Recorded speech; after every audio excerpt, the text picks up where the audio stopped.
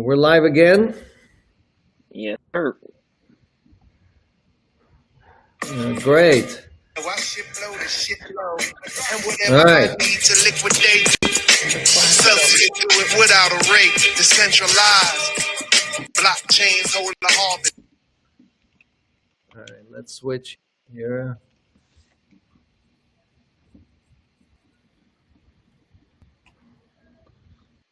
Yep, everyone from YouTube flying in. Sorry? Everyone from YouTube is flying in. All right. Great. So another week. Amazing new records, right? New record signups. I think we just hit 186,000. 1.511 billion in assets under management, AUM. Okay, almost just over 1.5 billion. Obviously, all-time record. And again, all of that is driven by a lot of new partnerships, a lot of new customers joining from all over the world. As you know, we launched Bitfront, which is a line company, a SoftBank company. Whatever it was, 2 weeks ago. We just yesterday launched BitMax, not to be confused with BitMEX. BitMax is one of the largest exchanges in Japan.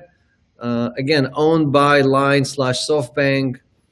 Launched with them yesterday. They're offering interest income to their entire community. So very excited to have huge caliber partners. Again, Line has 600 million customers worldwide. We're their exclusive launch partner. And Bitfinex is going live on October 15th. Several million customers over there. So really excited about all that stuff coming in. Again, more deposits, more users, more loans, more interest income, more Cell being bought. We're still probably one of the largest buyers of Cell token out there. A lot of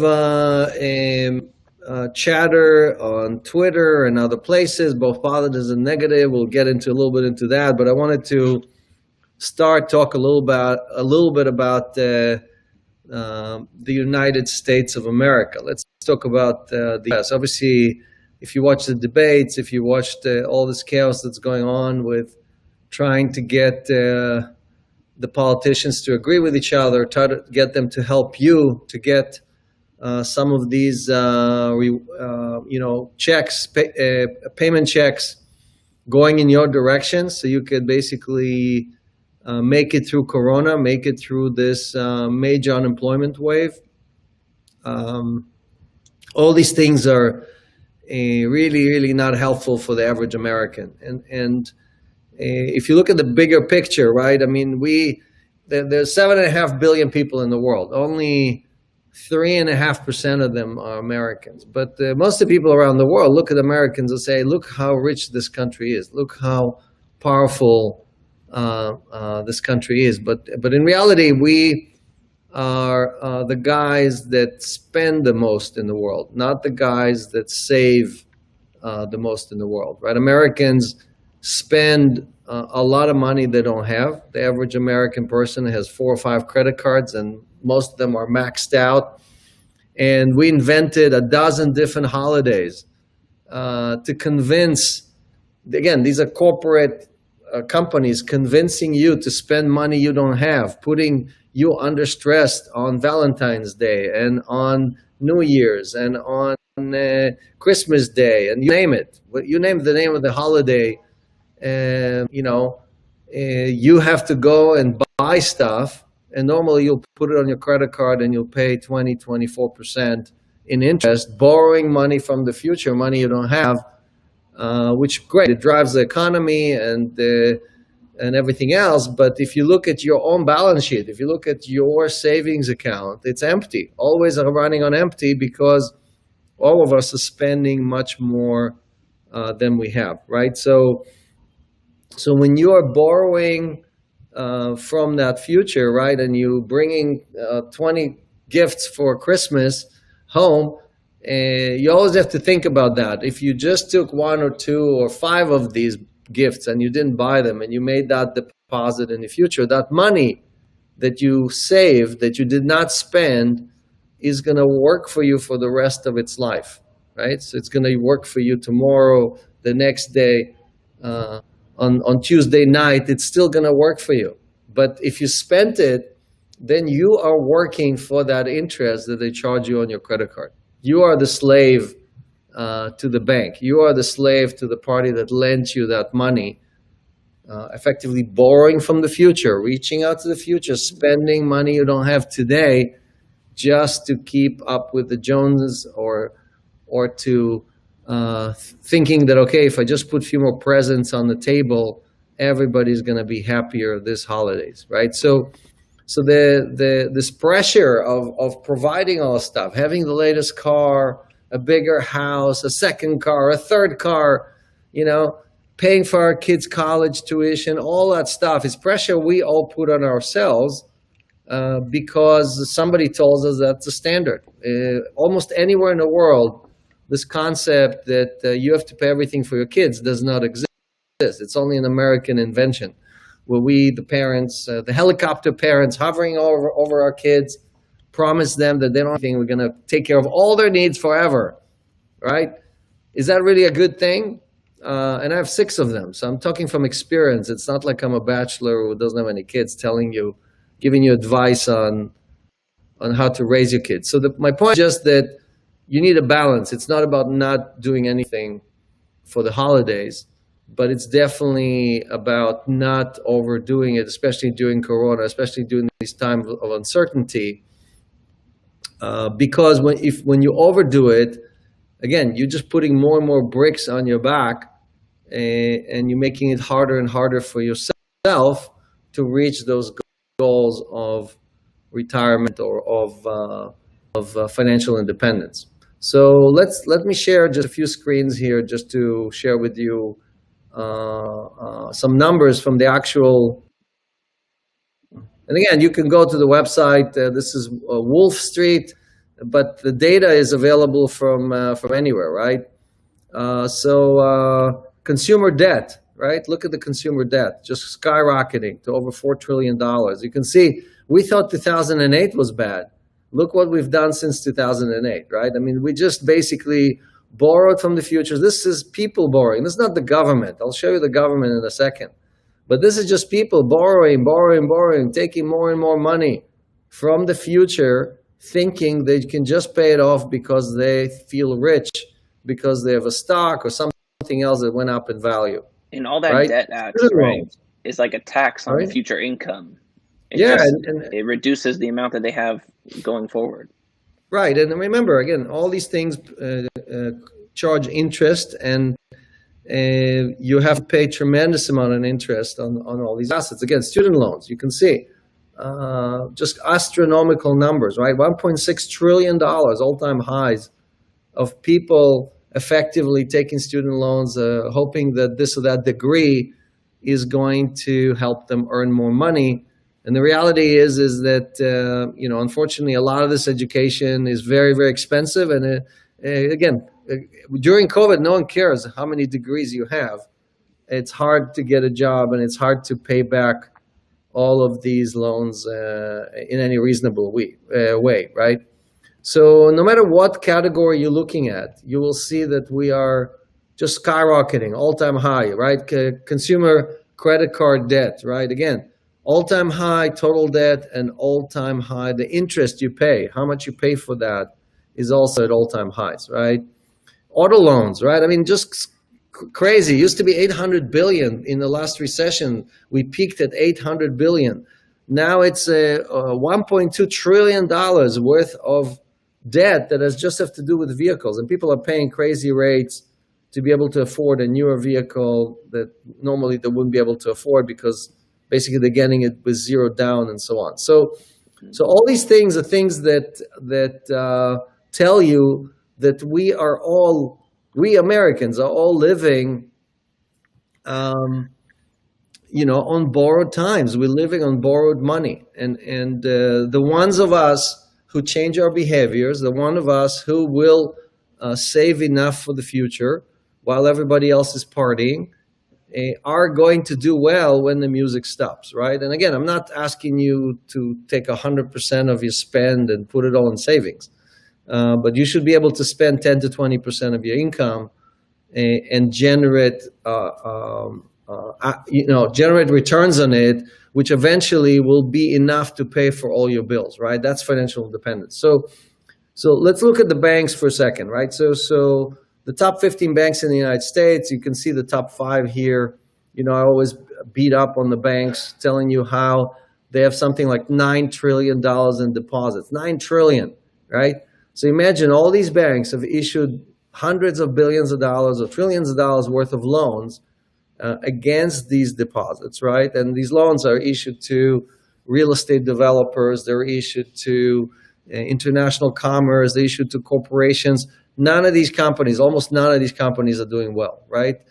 These banks are going to have to write off hundreds of billions of dollars in bad loans, right? And most people tell me, well, we have the FDIC.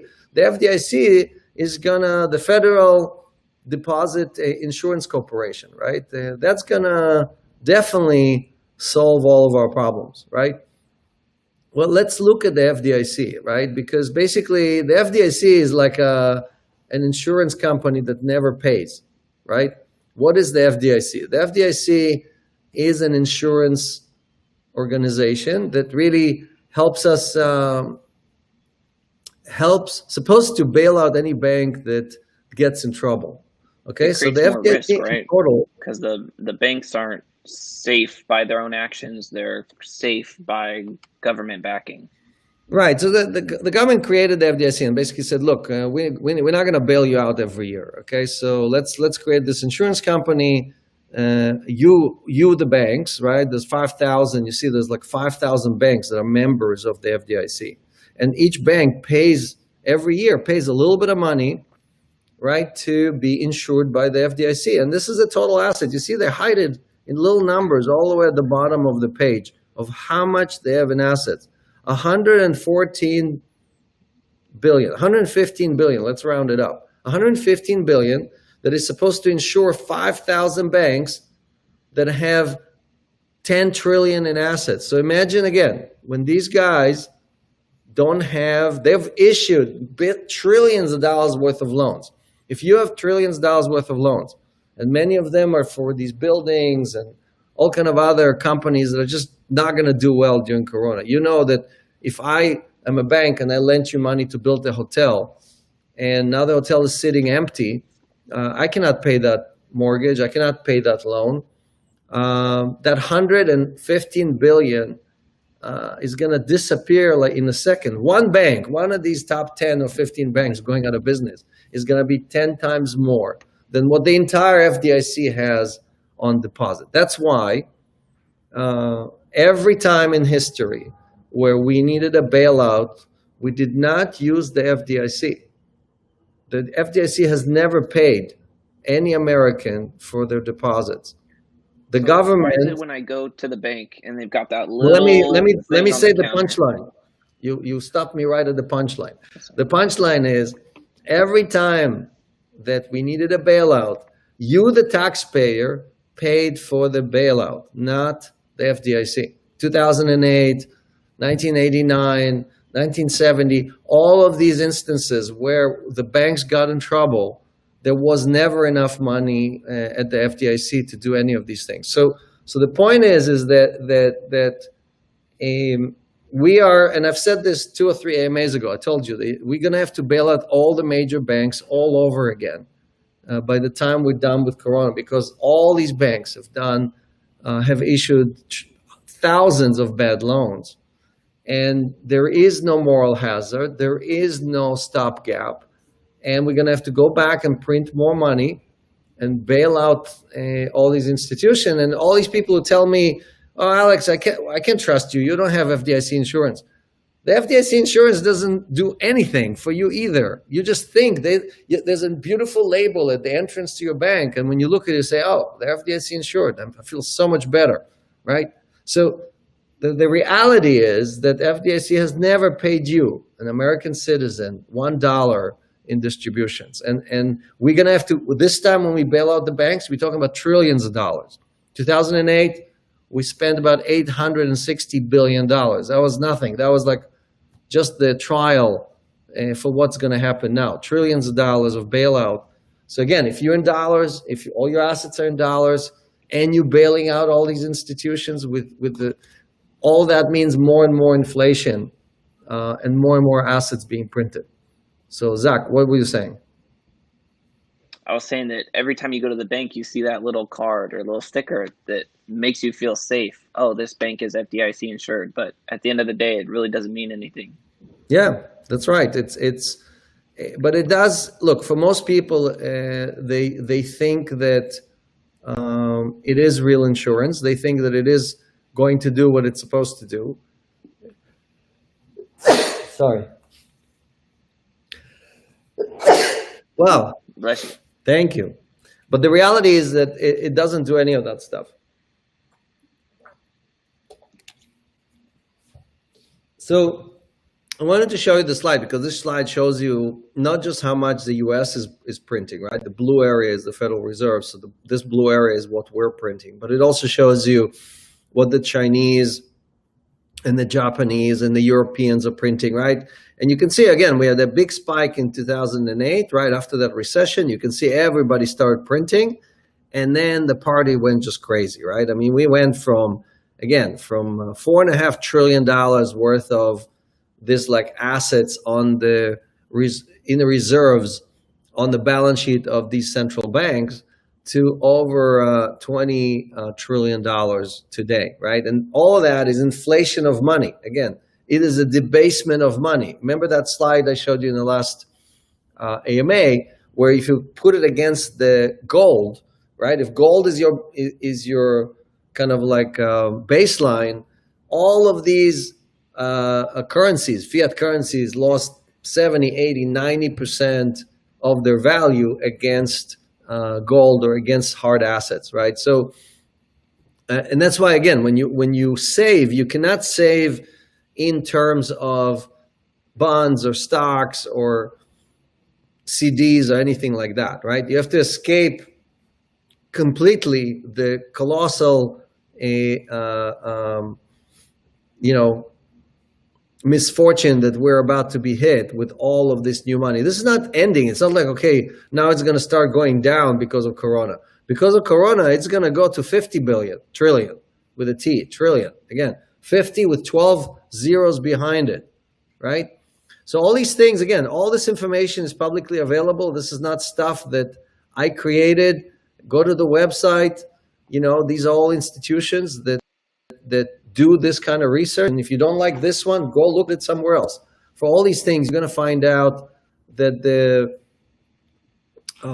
data says exactly the same thing. And the data basically tells all of us that the people who spend what they don't have eventually have to pay the piper. And when they have to pay the piper and they don't have anything, that's where, again, their currency collapses. There is a depression.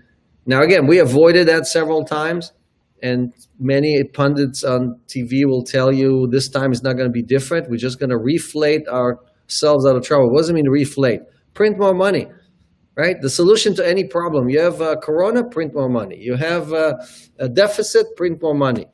You're running for president, print more money. Doesn't matter what you're doing. Just the answer for everything is print more money, right? And that only works so far. When it doesn't work, you're caught in a vice, right? There's nothing you can do, the citizen, the person, because all your assets are denominated and the government can do whatever it wants.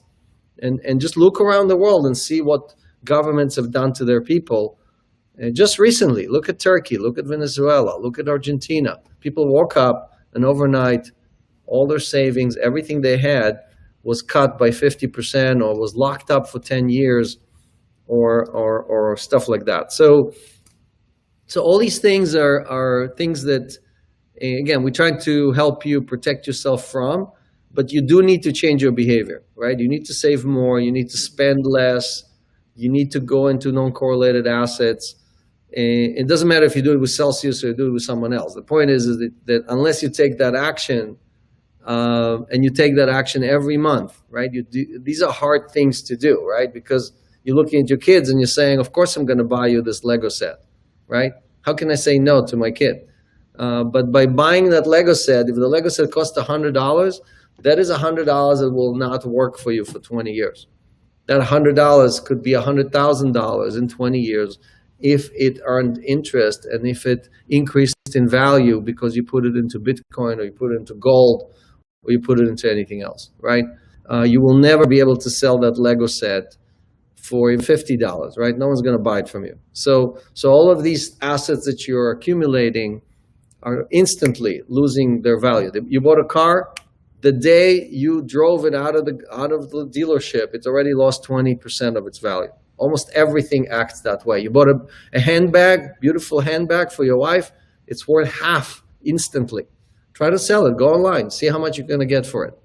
So all these things are things that immediately depreciate in value versus investing in assets that increase in value, right? Again, Bitcoin is up 9 million% over the last 11 years, 9 million%. It didn't matter when you bought it. If you bought it once a month, you would be up again, probably 100,000% versus where you are today. So again, I'm trying to change behavior. I'm trying to share with you some of the information that of what I do. Again, this is not financial advice. I'm not your accountant. I'm not your lawyer, and everyone has to make their own decisions. So I do want to share with you a great site that I use a lot, which is coin360.com, which gives you very nice views. So you have basically all the coins here, Bitcoin, Ethereum, right? And you have all the ERC20, or all of the coins, tokens that are running on top of Ethereum. You see them here. You can even see Cell Token in here, right? And the beauty of it is that you have all of these filters. So you can basically go and say, okay, show me all the tokens, right? And show me, for example, the top performers for the last month, right? So you can see Cell here shines very nicely. If it's green, dark green, it means it's doing well. So for example, if I want to look at the top 100 gainers, right? This shows you who did best over the last 1 month, right? And it ranks, there's 3,000 tokens here, right? It basically ranks all the tokens that exist. It's just tiny, you can't see them. But this shows you, this is a great filter that gives you a great idea of by market cap, by volume, and so on, which you can use very easily to kind of tell you what's happening in the market and how you should be basically looking at all these different assets, right? So definitely a tool that you can also use it as on one of your screens. It kind of lives there, right? And helps you keep track of the markets and where things are. Very intuitive and visual tool that you can use. All right, so another point that people make, a lot of people, basically people just don't take the time to do the math. I'll give you one example, right? So we talked about how Celsius doesn't charge withdrawal fees and how does that compare to DeFi, for example, right? So if you're earning 11.5% on stable coins, or you can earn 15, almost 16% in Cell, on stable coins, how does that compare to investing it in DeFi, right? So if you go to DeFi, you may catch a little bit higher rate here and there, but again, you never take into account your transaction cost, your withdrawal cost. Sometimes you have to convert it 3 times before you actually can do what you want to do, right? And when you account for all of that, because most people play with whatever, a few $1,000s, the fees end up eating half of your gains, right? And you end up looking at your net income, and when you compare it to what we pay out, you'll end up actually making less that you make on Celsius. So the same way, I want to talk about buying coins. So I'll give you an example, right? most people go to Coinbase or Binance or whatever, and they either transact with their credit card or they transact with ACH, and then Coinbase locks up because of fraud, right? They want to avoid fraud. They basically lock up the transaction for either a week or 2 weeks, sometimes even longer. And during that time, even though you bought the asset, it's not earning interest.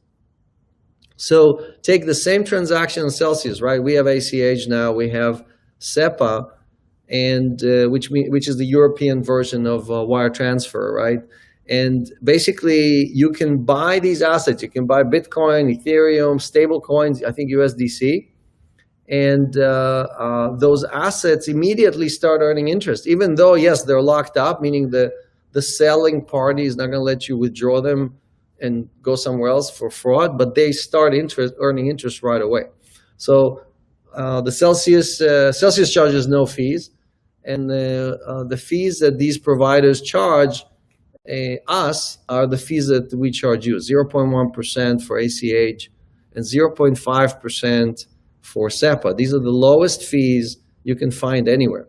So if you have been buying your coins on Coinbase just as a creature of habit, I urge you to try our ACH and SEPA and credit cards transaction and really do apple-to-apple comparison on how much you earn, right? Because the clock starts with Celsius the second you purchase that asset, where normally you would be delayed a week or two. And if you're buying an asset that has a high yield, like Ethereum right now is 9.6% or something, you're really burning a lot of cell token. You're not getting that cell token. You're not getting that Ethereum that you would be earning on the asset. So wanted to make that point. So, we we talked about how cash is trash, and don't get caught holding too much cash, right? So again, there are great programs that allow you to buy things automatically every month. And if you want to use some of those, it kind of forces you to buy Bitcoin or forces you to buy something else automatically out of your account. That's a great way to force yourself to do the savings that we're talking about. So I think we talked about last time, we wanted to tell the life stories of many of you who Celsius have helped you change your life.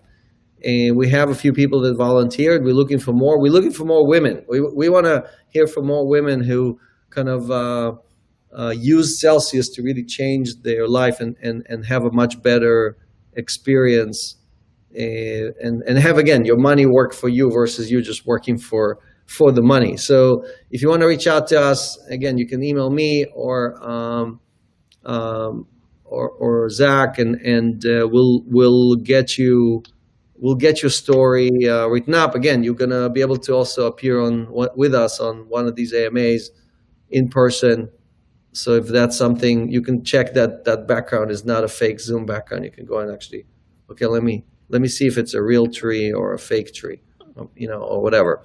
But we're looking for at least another 5 volunteers. Also, still looking for an assistant. So if you think you can help, you want to learn from the pros, you want to work with us one-on-one in New York City, email me, alex@mashinsky.com. Include your bio and show me why you are the chosen one who can come and work on all these things with us. Zach, I think you had a few points, right? What else? Yeah, I noticed you were wearing 2 shirts there. Is there something that you were showing? You were hiding? Yeah, you told me to put a shirt because I was like, I'm supposed to hide my. No, just kidding. We're doing some kind of promo, right? So on top, if you don't just want HODL, right? If you're not happy with the HODL shirt, we're gonna do what? We're giving away 7 of the machine shirts, specially made. You could be part of the machine. You could be a machine also, right? That's what you're saying? Anyone can be a machine. All right. How was my... So to win these, what you need to do is go on Twitter and share how Celsius has changed your life in any way it has and use hashtag Celsius success stories and tag the official Celsius account, and we will be giving out 7 of these machine shirts. Excellent, love it. So, but exactly 7, not 8 and not 6. Okay, so 7 There's only winners. 7, limited production so far. Exactly. And so we keep, look, the 1% loan program is still alive. Again, we don't know how long we're going to run it. So if you don't take advantage of it now to pay off your credit card bills, to pay off your student loans, all that stuff, you're not giving yourself, you're doing a disservice for yourself, especially if you had sell token and it really increased in value. Again, we are up 2,000% in the last year. You're up 2,000%. Very, very few people in the world can say that they've ever owned an asset that's up so much. So if you're not using that to pay down your credit card bills, and what are you doing, right? Just you continuing to let the banks steal from you, from your pocket. So definitely go ahead. It's in the app. It's very simple. You open the app. It says loans. You click on it, and and you can basically take a loan against your assets. If you're in a state or in a country where you cannot do that, again, our team can help you figure out ways, legal ways to do it. We have bank partners. We have commercial partners. So reach out to us, and we'll try to help you get these loans going. So also, I saw there were a lot of chatter about the $1.50. What happens if all the Celsius employees what's going to happen to the Celsians when the Celsius employees are going to get their $1.50 allocations? So I can tell you, even though we're still finalizing the program and so on, the senior management team is locking it up for 3 years.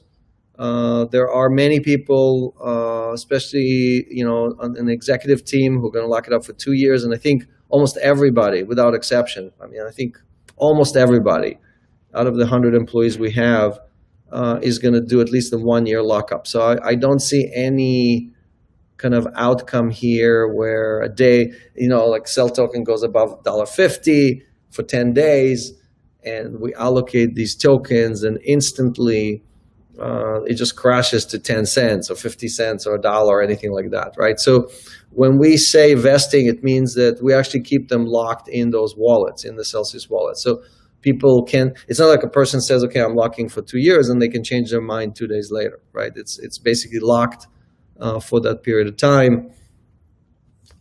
So I think it should make everybody feel more comfortable that the Celsius employees are aligned. Our interests, we think it's going higher. Our interests are aligned with the Celsius community, and all that should help.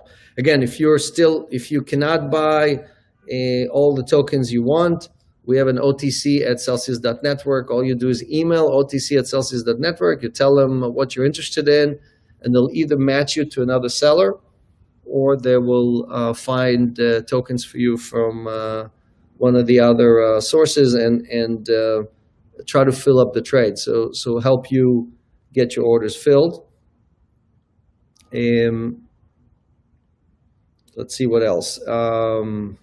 We launched Zcash, so Zcash is back. I think it's 4.5% or something like that. So really excited about that. And everybody will be getting their 1099s, I think, in January as well. So if you're a U.S. holder, we'll be issuing you a 1099 for everything you received or from Celsius. We have to do it by law. We're just following the regulations. We are looking to add more influencers to help spread the Celsius gospel. So if you have any recommendations, if you have specific people that you think are like basically already do and talk about what we talk about every day, right? They're here to do good and well. let us know who they are. Again, send us the names or Twitter link or handles so we could basically reach out to them and make them part of the Celsius community. We're always looking for more influencers and ambassadors to join us. And we're still working on this Block Explorer, the proof of community. So that's coming soon. It's in beta right now. And really excited. Again, you're going to be able to track and verify and validate. Like when I'm saying to you, whatever, $1.5 billion in assets under management, all of that you'll be able to verify by yourself. Again, open source. You can look at the code, and all that stuff is going to be open kimono policy, right? All right. So Zach, you had a few things you wanted to mention. I think what else? Yeah, the BitMEX, what's going on with them? They got attacked by U.S. regulators, and now everyone's jumping ship.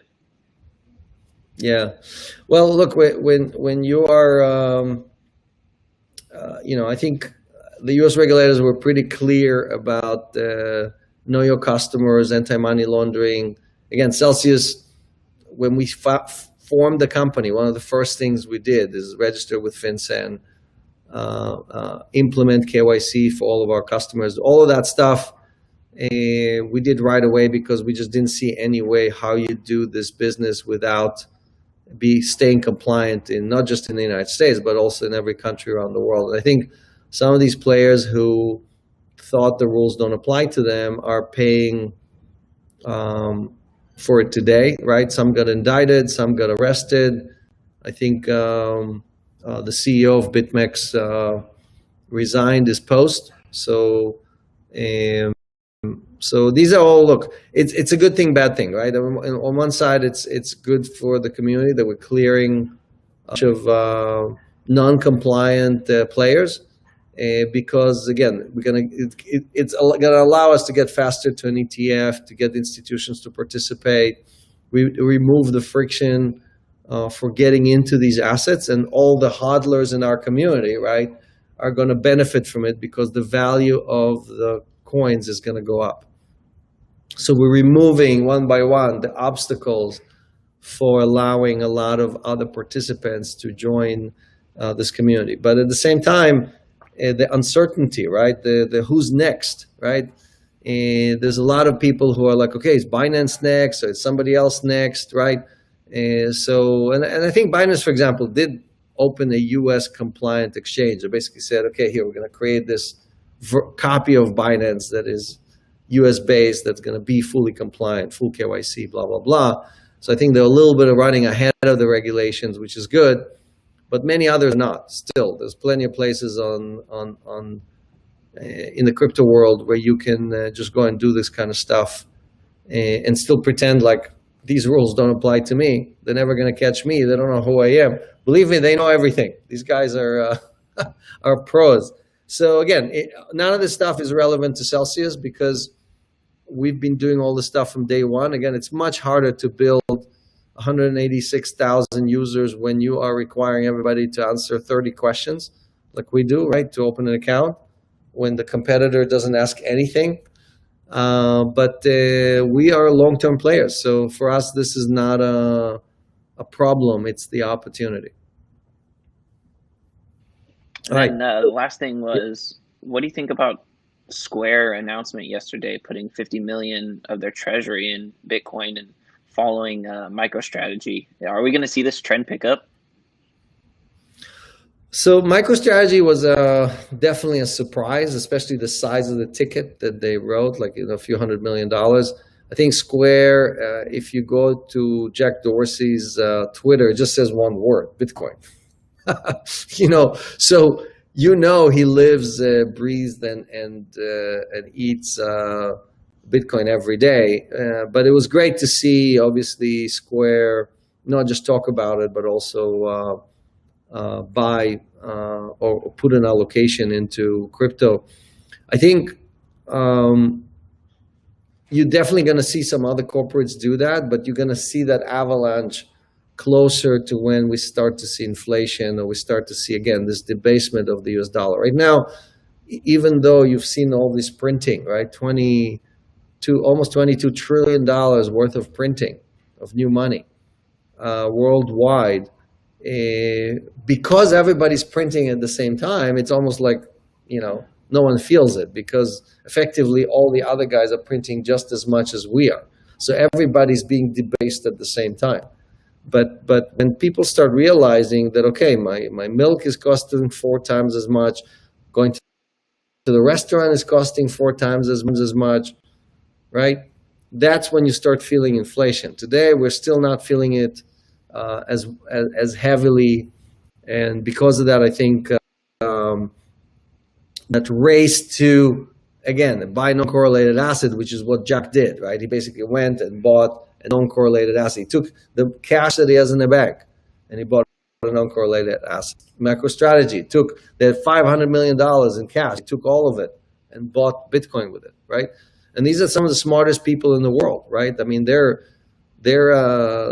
doubling down on Bitcoin, and you're buying presents for Christmas. So you ask yourself, who's smart and who's not?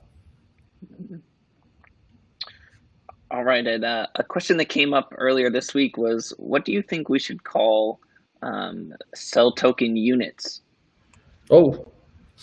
I saw some surveys that suggested. I think the winning suggestion was that we'll call it the Mashinsk or something like that, right? The machine or something. The Mashinskis. Yeah. Listen, Satoshi's worked pretty well, so why not? But I think when we minted Cell token, we only allowed 4 digits, not 16. Like, I think basically when you create the smart contract, you define how many decimals are in there, and we did not allow for enough decimals. That was just a bug. Somebody clicked 4 instead of 16, and because of that, we are actually restricted from changing that forever. We will never be able to have a Satoshi equivalent. So for us, it's just a 1/1000th, not 1/1,000,000th, but 1/1000th of a cell. That's the maximum we can do. So a Mashinsky, or anything you're going to call it, is going to be 1/1000th of a cell. But yeah, great. So let's do some questions. I know there's a lot of questions pending, and we'll get started and go from there. All right. First question is from Layla. How can you charge 1% on loans, but pay 11.5% stablecoin? It's a great question because it makes no sense, right? I mean, a lot of people say, wait a second, they pay 11.5% on stable coins, but if I take a loan, they charge me 1%. That's a scam, right? So we did I think a 30-minute explanation on this in one of the AMAs. I think it was either 4 or 5 AMAs ago, where I went in detail and explained what we're doing. So I'll do the very short version here. And if you want to learn more, we will actually crop that. Tom is going to crop that and put that as a Q&A, so you can easily find it in our Q&A section. But basically, the 1% loans are only available at 25% LTV. So you, the user, are giving me 4 Bitcoins or 4 Cell tokens or 4 Ethereum for the dollar equivalent of, again, 1 Bitcoin or 1 Cell or 1 Ethereum, right? So I'm getting 4 times the assets. So we don't really make money. We don't make almost any money on the loan itself. The 1% in interest that we charge you, just assume it's 0, right? All the money we make is that we have 4 times the money we lend you. We have 4 times the value that we lend out to institutions. And them we charge as much as possible. We still charge them 8, 9, 10% times 4, right? So actually we, at 1%, Celsius is benefiting, or the Celsius community is benefiting the most. We want many, many more 1% loans. And again, these are profitable loans for Celsius. They're profitable loans for the community. And obviously for you, if you use that to pay your 24% credit card, it's a win-win-win. The only loser here is the bank that used to charge you 24% for the money that they lent you, right? The money you don't have, right? Because when you borrow on your credit card, when you charge your credit card, you borrowing from the future. And they would love for you to have that balance till the end, eternity, right? Because they just making 24% a year. Again, look at your statement, see how much you paid them. So it's a great transaction for you, it's a great transaction for Celsius, and it's a great transaction for the Celsius community. Next question. Carlos in the chat had a great question. What are those institutions exactly? Are they exchanges, hedge funds? Yeah, so we work with all types. Most of them are large financial institutions. So they are basically professional Wall Street, either trading firms or investment firms, or we do work with exchanges as well. But for every exchange we work with, there's probably 10 institutions that we work with. So these are all famous names that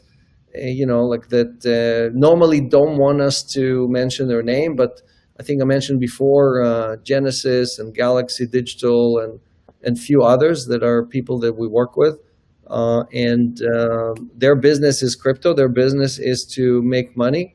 And many times we will borrow from them and sometimes they'll borrow from us. So usually it's a two-way street for most of these. Obviously we lend them the assets that we have and they lend us the assets that they have. And our job is just to always charge them as much as possible for these assets. And again, 80% of that goes to you in the form of interest rewards. Okay, question from Tobias. Does Celsius contribute to crypto going up or crypto going down overall? Yeah, it's a great question. So I love, there's a lot of novices who kind of say, oh, you are the one enabling short sellers. Because of you on Sunday night, Bitcoin dumped 30% or whatever. Most of our, I mentioned this several times before, most of our borrowers are not, they don't take directional bets, right? So when you form your hedge fund or when you form your capital as an institution, you have to create a charter, and many times if you have over 100 million in assets, you have to register with the SEC or some other regulatory body, and you state to them what is your intent, right? And because the same thing you state to them, you have to state also to your LPs or limited partners who are actually the ones giving you the money into that for that hedge funds. And basically, if you're gonna do shorting, which is the riskiest part, you have to state that clearly, and you have to say, for example, okay, half of my assets or 20% of my assets are going to be available for shorting, right? So the more is available for shorting, the less LPs will feel comfortable with you. On the other hand, if you form the same hedge fund, you say, I do market making, I do arbitrage, those are much safer activities. And because of that, more investors are going to put more of their money with you, right? Now, you still have to deliver yield and so on and so on. So all I'm saying is that Celsius almost never lends to people who are short sellers. We have, again, over $1.5 billion in assets. And if I had to look at how much is given to people who have short positions, it's probably going to be less than 5% of that allocation, right? So are we influencing the market? Yes, for that 5%, if they shorted XRP or if they shorted Bitcoin, probably there was some price effect. There was an effect on the price, but you have to remember that 95% of the assets are hodlers' assets. So we are helping to remove 95% of these assets from exchanges and other places where those people are manipulating the markets with those assets. When those assets are not available to these exchange, like BitMEX, for example, right? Then there's less volatility in the market. So if anything, we're creating much more stability, and the coins that we lend out to these institutions I mentioned before are used for market making. Market making is a stabilizer of the market. It's not something that brings down prices. Arbitrage is a stabilizer of the market because all it does, it eliminates price discrepancy between different exchanges, right? So by eliminating that price discrepancy, you are effectively making a much more stable market. So we are like a ballast. We are the weight, and especially now with $1.5 billion in AUM, that is a very important piece of the puzzle here to enable more stability in the markets. Zach, did we lose you? Yeah, we got to get a faster. Zach is in Arizona. I mean, they have pretty fast internet connection there. So not sure. You're back. Here we go. Jeez Louise. All right, we're still running. Yeah, we are. I just finished talking, so your timing is perfect. What's the next question? Fantastic. Raymond's asking, the interest rates are so high right now. What were interest rates like during the depths of the 2018, 2019 bear market? Yeah, they were much, much lower. We do have a historian that tracks all of our rates. So go to celsians.com and go to statistics. There's a button there that says statistics. And they have a history of like 2 years or more of what were the rates for any of the coins. It's just unbelievable when you look at it and say, what? You guys used to pay 3.25% for Bitcoin? And Ethereum was, I think, at one point below 3%. Obviously now it's at all-time highs for all of these coins. And these are all things that we're really proud of, right? I mean, I always say that all the skeptics, all the naysayers, we just posted a video with Tim Draper, right? Kind of saying, giving us a little bit of credit. I went to see Tim in 2017, and he just thought this was crazy, right? He was like, who's going to give you their coins? He's like, Alex, I know you, and I'm not going to give you my Bitcoin. Even you, I'm not going to give it to you, like, so he was just skeptic that not just that people will trust us, but also that this yield generation is going to be sustainable. And obviously, like I remember talking about, okay, well, great, you'll make whatever 5% on 100 million, but when you have $1 billion, you cannot make 5%. It's 100 times harder to earn that yield when you have 10 times the money. It's not 10 times harder. So we were a little bit lucky, right? But most of our success is to do with the hard work of the people inventing all of this stuff, inventing DeFi, inventing CeFi, inventing all of this stuff. No one did yield income before Celsius. No one. There was no place you could just go deposit stuff and earn yield. Right now we have 100 copycats and everybody calls it whatever. But I think we've created a new market. And again, we've copied a lot of the best ideas from Wall Street. Not a lot of these ideas are not new ideas globally. They're just new ideas in crypto. So applying it to crypto, figuring out how to do security, how to onboard the institutions, how to do management with these institutions, right? Not to lend to people who blow up. Look, every day you hear about somebody pulling the rug, blowing up. Celsius has not had a single event. We only work with the best. So that is a testament to how tight we keep this going, right? Because we can't afford to make mistakes. Even though we have, again, hundreds of millions of dollars of our own capital now, right? Because of Cell Token and everything else, we feel rich, but we cannot afford to make a single mistake. Next question. Sure. Matt is asking, could you make it possible to whitelist several addresses from each coin instead of just one? So the reason you have one is because it's the safest way to manage your assets. I mean, I made that mistake. Not too long ago, a few months ago, I sent somebody, I don't remember if it was Cell or Bitcoin, and it was the wrong address. I was trying to send it to person A, and I sent it to person B, and it happens to be my friend, so he sent it back to me after making fun of me for a while. But the point is that if the pros can make the mistakes, then we're done, right? So keeping one address is not because technically we can't put 10 addresses there, or technically we can tag them and call them Mom or John or whatever, right? Or Celsius. The problem is that our brains fool us, especially when you're tired or you just want to do something quickly, and these are irreversible mistakes. If you send a wire transfer and an hour later from your bank, and an hour later you discovered that you made a mistake, you can always call them, and because the recipient is also a bank and it's a good actor, right? You have a good actor on both sides. There's a very, very low chance that you will not be able to reverse the transaction. Try that with crypto. Try to send somebody some blank address, something, and see if you can get it back. So we have not found a fail-safe way. When we have 1 billion users on Celsius, and these are Celsius to Celsius transactions, then we can maybe do a lot more of what you're talking about, what you're asking for. And so we just need to grow. We need to get to, we need to get to that 100 million mark that we're all targeting, and then get to the billion mark. And then you're going to start seeing us doing magical stuff that today I still feel unsafe providing. Next question. Sure. All right. Kathleen is asking, will you be supporting IRAs, in particular Roth IRAs? It would be great to get interest on coins that are growing without paying capital gains taxes. Yeah, so you can do self-directed IRA, you can do Roth IRA, you can do a lot of these things already.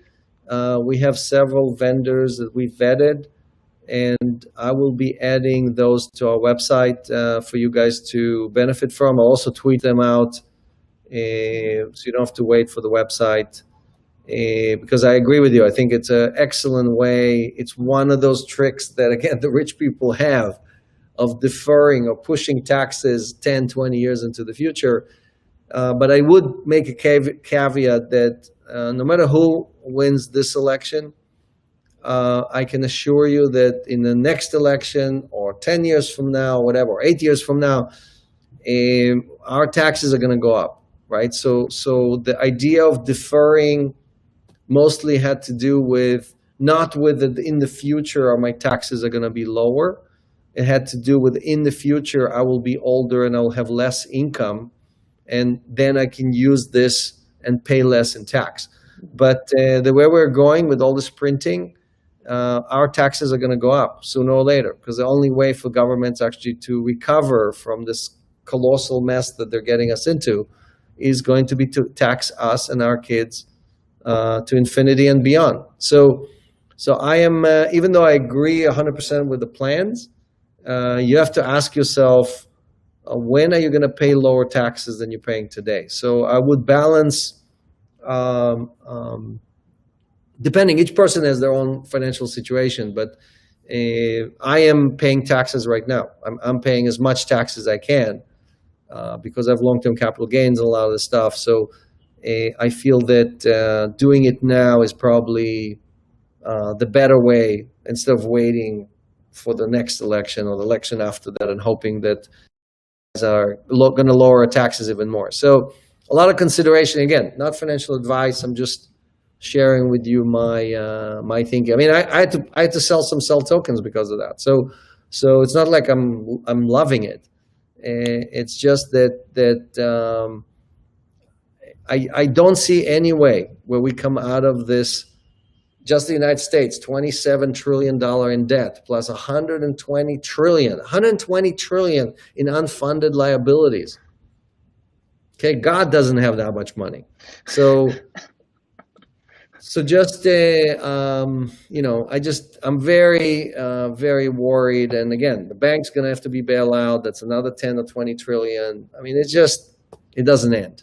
Okay, so next question. Sure. Okay. Gene is asking, how do you pay interest on Cell Token itself?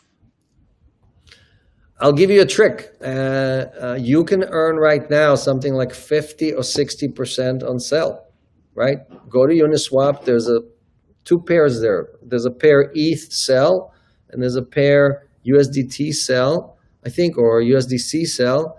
And those pay you interest, meaning if you take your Cell token and ETH and you deposit both as an LP, a liquidity provider on Uniswap, you get paid interest. So we have many, many ways in which we generate income from Cell, and we are looking to increase that. We're actually always looking for new ideas, but we lend Cell to institutions. We We do transaction with Cell. We use it as collateral. So there's plenty of ways that Cell functions to create a yield and income for Celsius. And we hope that as we increase the utility, when Cell launched, I think it was 3%. Then we raised it to 4 point something. Then we raised it to 5. So as we increase the utility of the Cell token, we hope to pay more and more. Again, I'm a huge owner of Cell, right? I'm cheering for Cell to increase in price and also to pay more yield, right? It's a huge double benefit, right? So all these things take time, but as we are now top 40, soon we're going to be top 30. People are taking Cell much more seriously, and they're willing to accept it for many transactions that before they were not. So all that stuff helps Celsius earn more, and when we earn more, we pay more. And in the chat, we're getting a ton of questions about Cell Swap. If you could talk more about that and Cell Token's role in that system.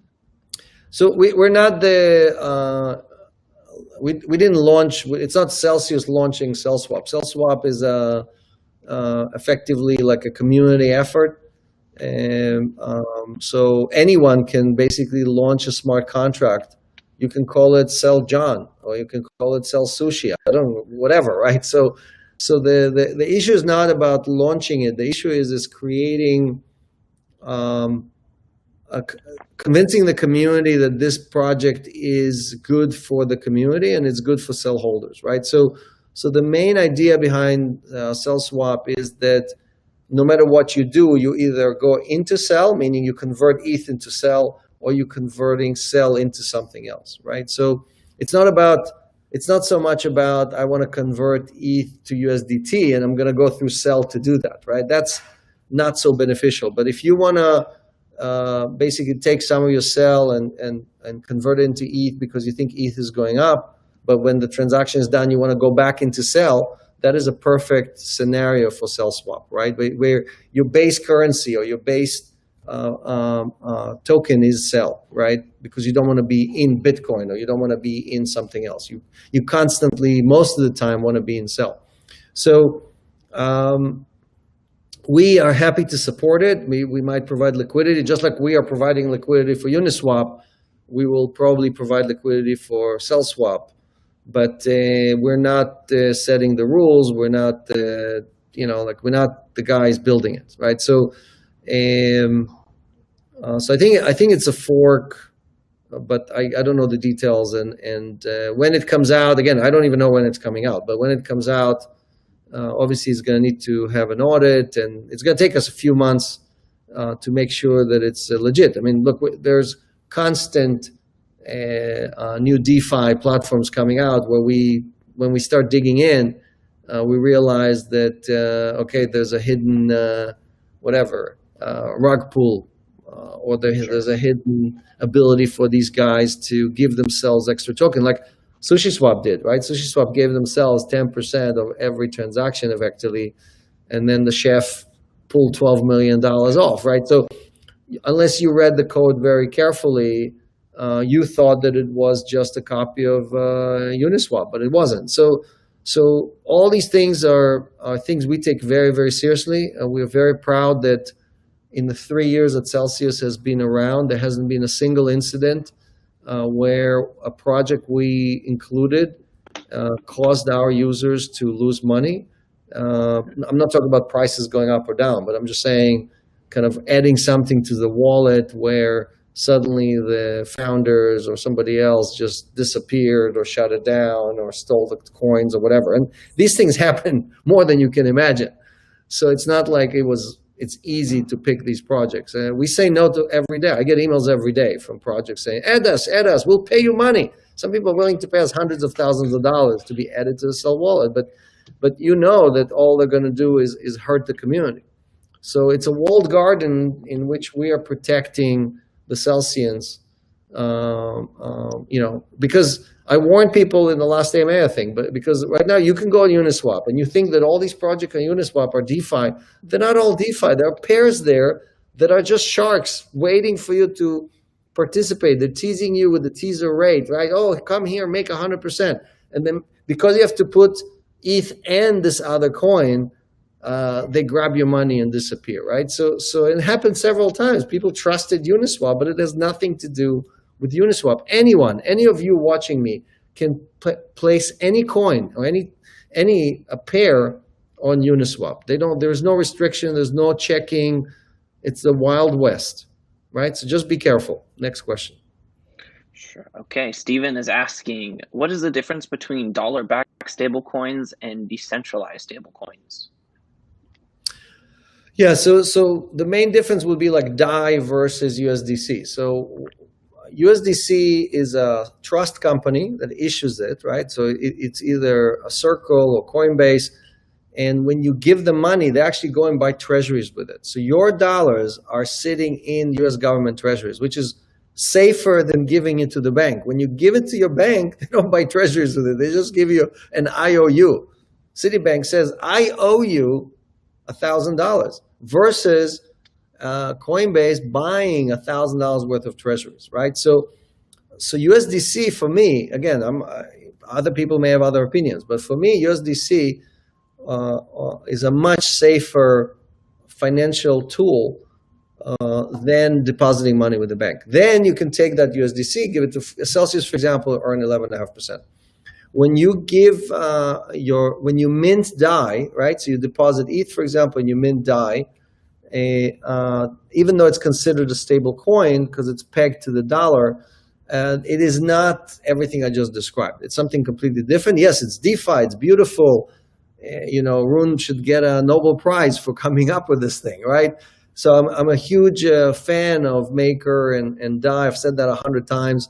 You don't believe me? There's an interview of me and Rune on our channel, and you can see me praising him for a whole hour. So that is an exceptional addition to the crypto world, but it is not a stable coin that is equivalent to USDC or to TUSD or to GUSD, the Gemini dollar, and so on. So again, you have to do your homework. You have to understand what you're getting.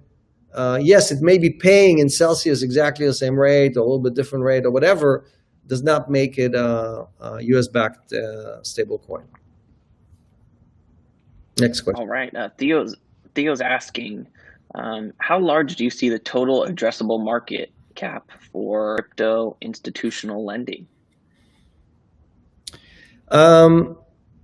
So I think the market will expand beyond just institutions. I mean, I can tell you that when we started this and we said, okay, we're going to focus on institutions and on exchanges, we didn't see 1,000 DeFi projects sprouting and us being able to put whatever 10% or so of our assets, for example, on DeFi, right? So I think you're going to have more and more of these things happen. It's not about institutional lending growing 100 times bigger. It can get 10 times bigger, but it's probably not going to get 100 times bigger. So when all these institutions join, the ones that are waiting for BitMEX to be shut down and all kind of other stuff, right? Because they don't trust the network today. And they're all going to need borrow, and they're all going to look for who is the largest, the most trusted entity. And we hope that we will be the top one, right? I think we are today. We have more institutions than anyone else onboarded. But we definitely want to enable many, many other services. And retail lending, in my view, retail lending is going to be a bigger business than the institutional lending business. So as our community grows, and you can see that acceleration, it's a hockey stick, right? We're adding more and more people every day, faster and faster and faster, and more of those people need loans. So as those people need loans, we will have many, many more millions of dollars being lent out to the retail community, not just to the institutional community. So you want a mix of all these things, and we're just at the beginning, right? So this is I hope we're going to have a few more surprises, like, again, a very robust DeFi community. But we have enough legs to the stool today, right? We have enough businesses that I don't see any problem with us going to $5 or $10 billion in assets and not being able to earn those high single digits. I mean, I can't promise you double digits, but I think we will be able to continue paying the highest rates, much higher. We're paying 50% more than BlockFi right now, and people still have their coins at BlockFi, right? And watch their videos. Watch the two of them talking all about themselves. Show me 1 minute where they mention anything about the community, the crypto community, or their customers. All they talk about is how they're going to have this amazing exit, and they're going to make a killing, and whatever else, right? So if you're if you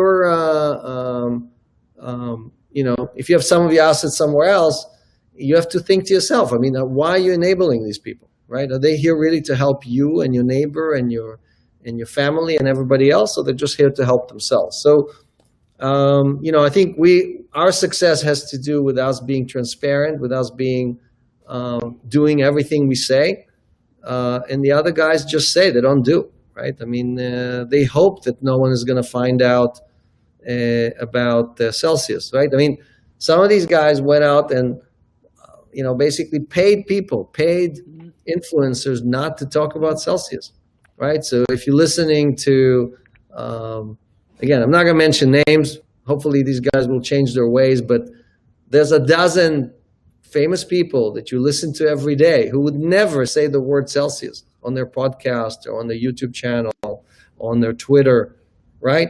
I mean, we launched the largest player to ever enter crypto, Line Corp, right? Owned by SoftBank. Look them up. Go on Wikipedia and look up Line Corp, right? And nothing, not a peeps. No one is talking about it. That is because, again, the Coinbase, the CoinDesks, the blocks, all of these guys, Peter McCormick, for example, right? Why doesn't he say anything? Well, they paid him not to talk. He's muzzled. He's like this, And I love Peter. He's a great guy.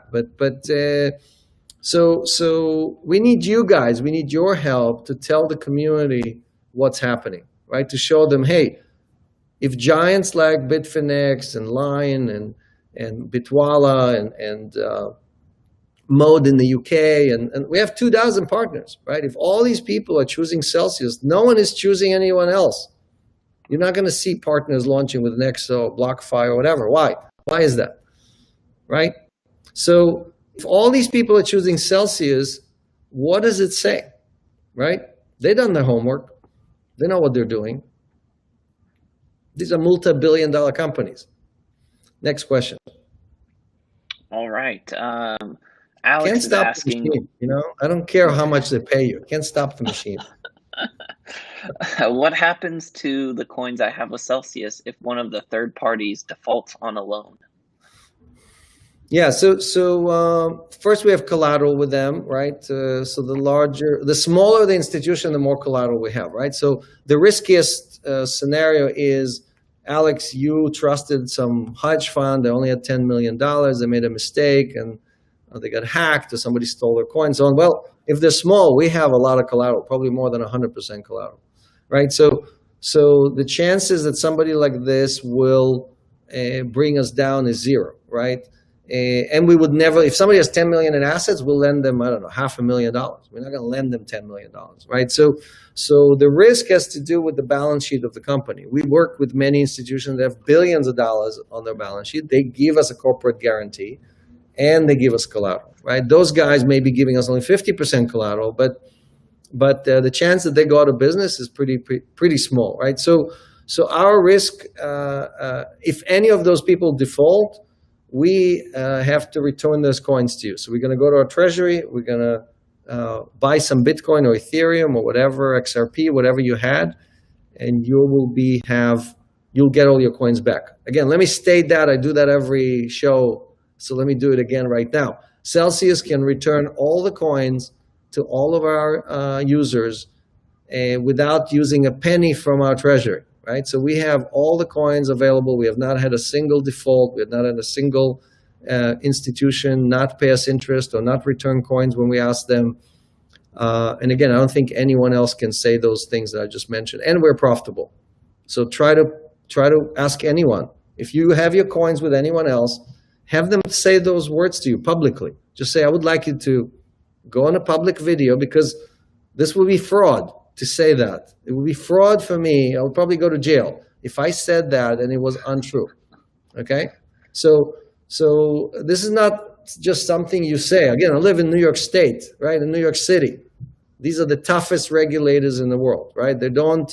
You cannot do these things unless you're sincere and again, we're about to publish our audit and our third-party audit and everything else. So I'm saying this because I know as best as I can know that all this stuff is true. So next question.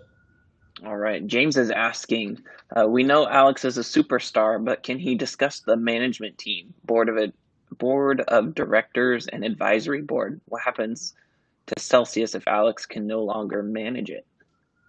Yeah. So we have them listed on our website. If you go to our team and scroll down, you'll see the advisors. And we are adding a few board members. Right now, the board has 3 people.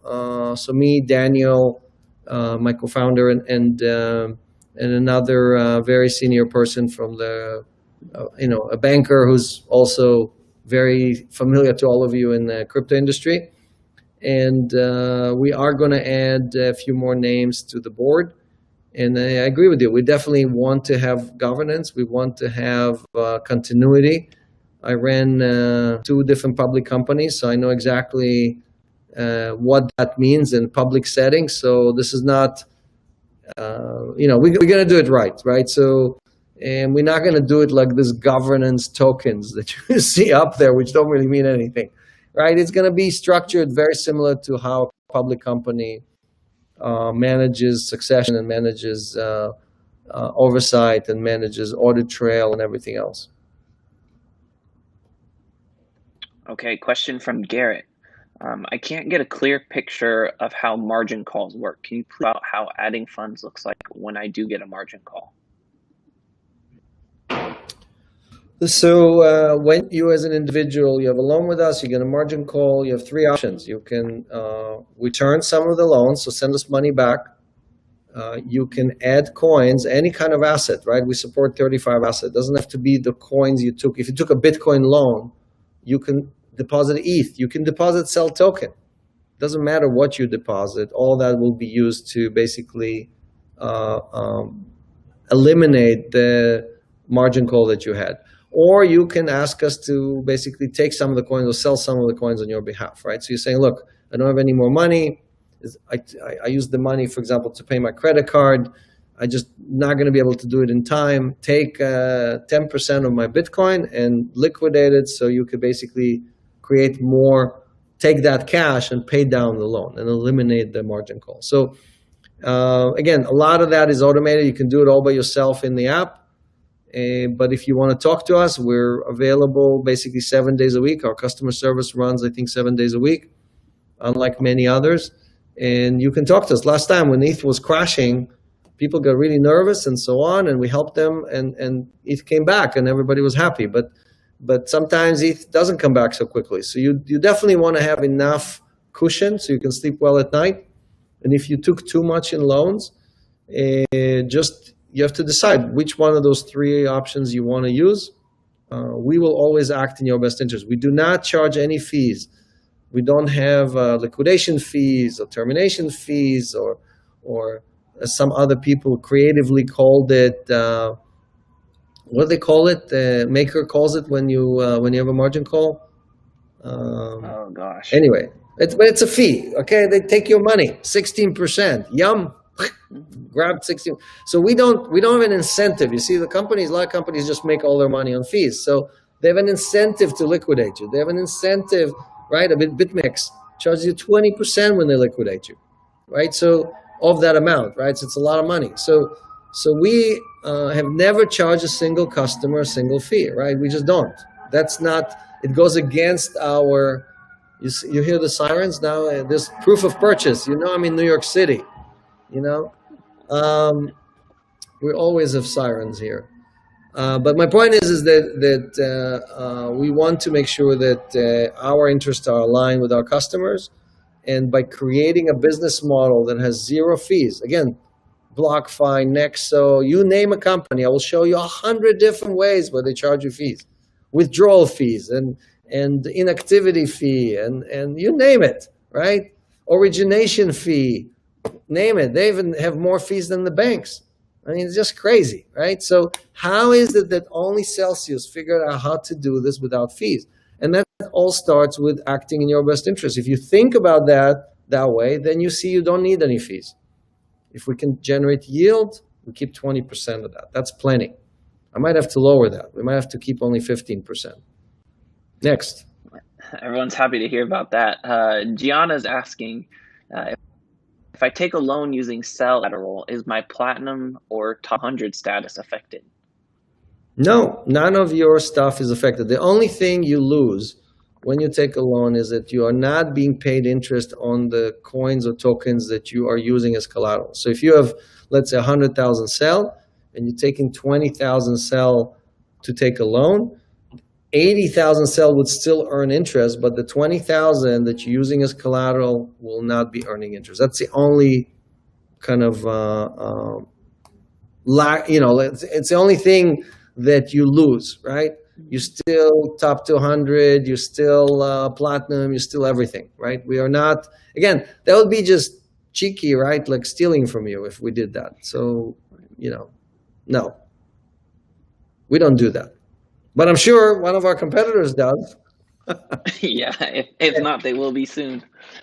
Yes. Okay, Patrick is asking, I'm looking for a read-only API to track my portfolio without having to log into the app. Will this be a part of the web portal? Yes. So you'll be able to do that. Again, we have a version coming up in like 2 weeks or something, like an initial version, and then a full desktop version probably in January. So, but definitely a full API. Again, our partners have APIs today, right? So, like Line and Bitfinex and all these guys are all using APIs. So we just need to enable it for retail. We need different functionality, and we're just developing that extra functionality there. All right, Chris is asking, is there a 2021 to 2022 roadmap available? I would love to see what's planned for the future.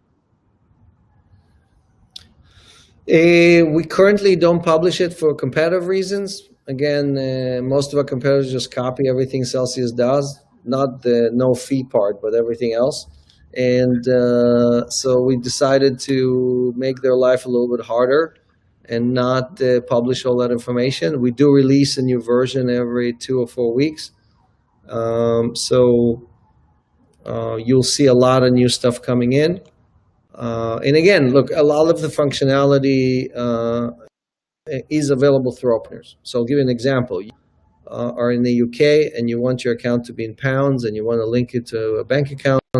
That's why we partner with Mode, right? M-O-D, right? Mode.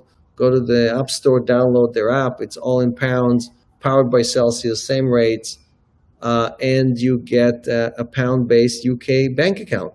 So you just have to look at the list. We have partners. The partners page on the website is going to be updated to include all the options. Again, Monarch and Bitwala in Germany and so on and so on.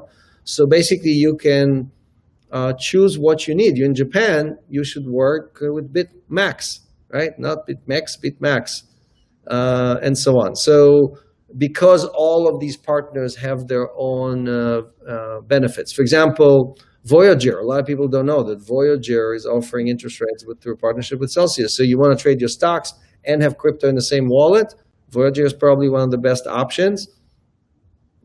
Just you still get the Celsius interest, right? So we will update the site. I know when we refresh the site, we lost some of these names. Ryan is on it. All right. Simon is asking, when it becomes commonplace for banks to store people's crypto for them, will Celsius be able to maintain the addition with the bank? I don't see it as competition. I can tell you when I did voice over IP, everybody told me, well, what are you going to do when all the phone companies start doing voice over IP, and we're like, well, we're going to do it for the phone companies, and that's what we did, right?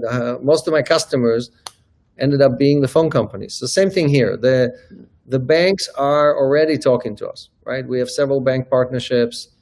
We are going to do many more, and you guys start seeing banks. Mode is a bank. I mean, Mode has, I think, a banking license in the UK.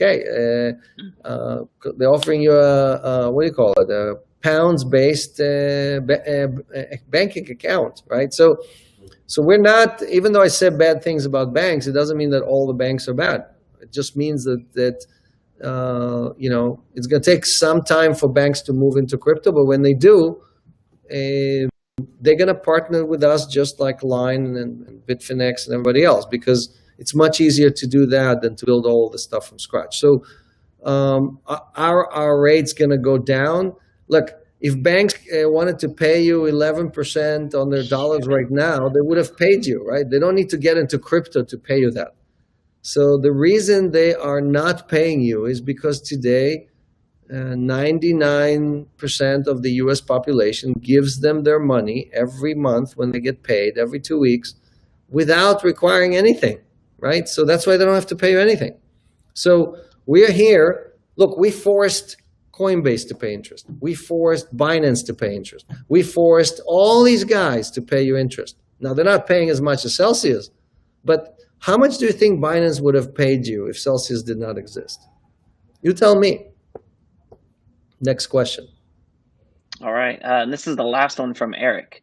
How is Celsius going to pay interest when all of the sell is being held in the app or by the company?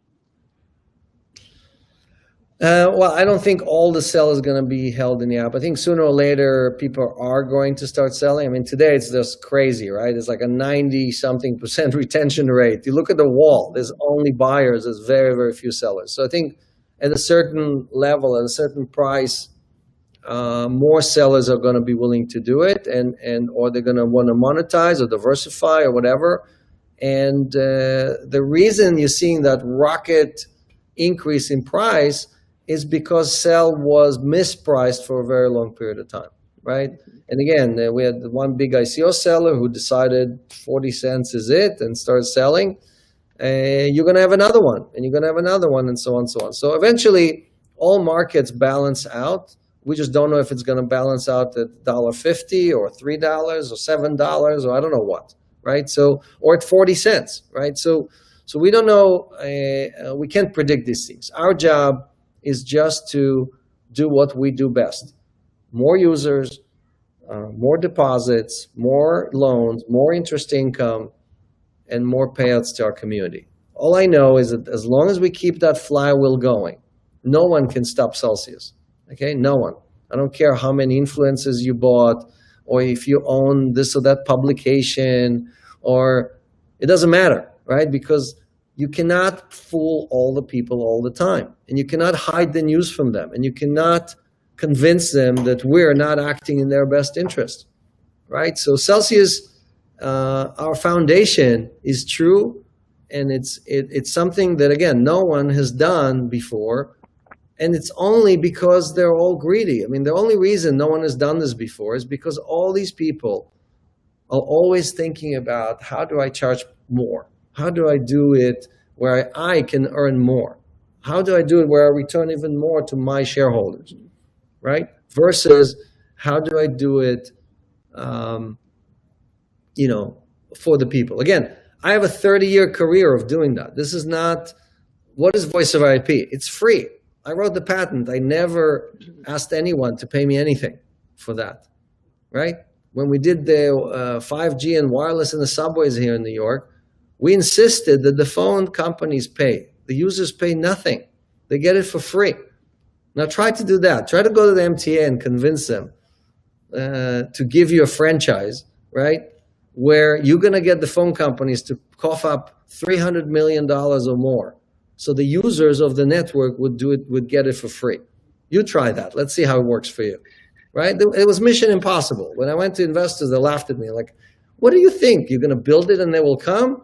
There's zero chance that will happen, right? So, and that's why there was no wireless service in the subway for like 50 years or something. All you had is a payphone You needed a quarter and you couldn't talk to anybody because the train came and you couldn't hear anything.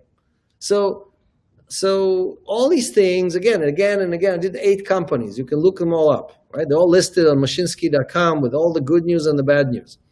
All of that, full kimono, full disclosure. So here, the target is much bigger, right? The banks no one has put a scratch on any of these banks in hundreds of years. No one, right? So my chance of success are very, very low, right? But I do believe that most of the people on this planet are good people, right? Over 90% of people are good people. And all they're missing is a system that acts in their best interest. That's all they're missing. They're hoping their politician is going to do that. And they're hoping that some business guy is going to do it. But really, again, all these systems, all these pyramids that were built are all built to basically make sure that you do not get what you deserve, right? Because that's how they extract all the value to the 1%.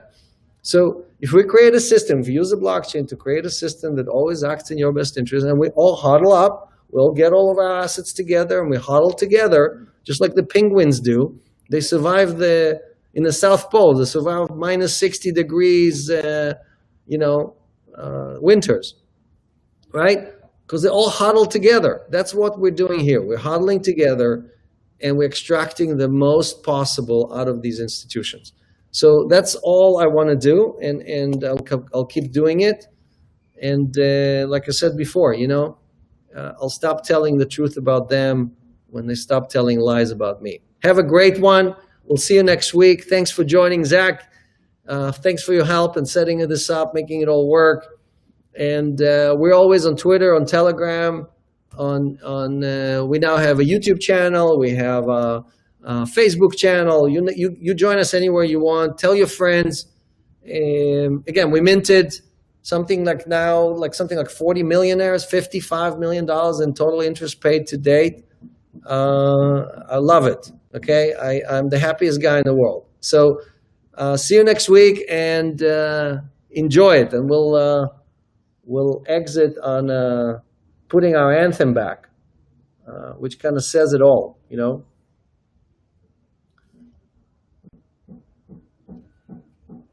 Here we go.